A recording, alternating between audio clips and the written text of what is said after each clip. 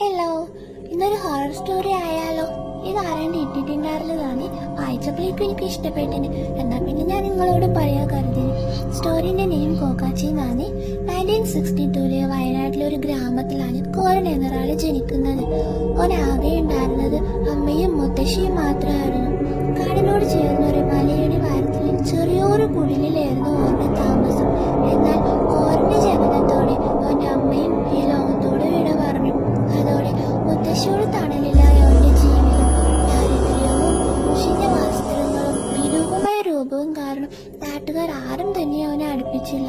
പോരാഞ്ഞതിന് സ്വന്തം അമ്മയെ കൊന്ന പിശാചിന്റെ മകനായെന്നൊരു ശാപപ്പേരും ഓന് ചാർത്തി കൊടുത്തിനു. കാലങ്ങൾ കുറേ കടന്നുപോയി. കോരന് 20 വയസ്സായപ്പോൾ അവനെ തനിച്ചയക്കുവിന്റെ മുത്തശ്ശിയും മരണപ്പെട്ടു. Okay, by. ബാലൻസ് സ്റ്റോറി നാളെ പറഞ്ഞു തരാവേ. ഫോളോ ചെയ്ത് വെച്ചിട്ടുണ്ടെങ്കിൽ നാളെ സ്റ്റോറി ഇടുമ്പോൾ കേൾക്കാൻ പറ്റും.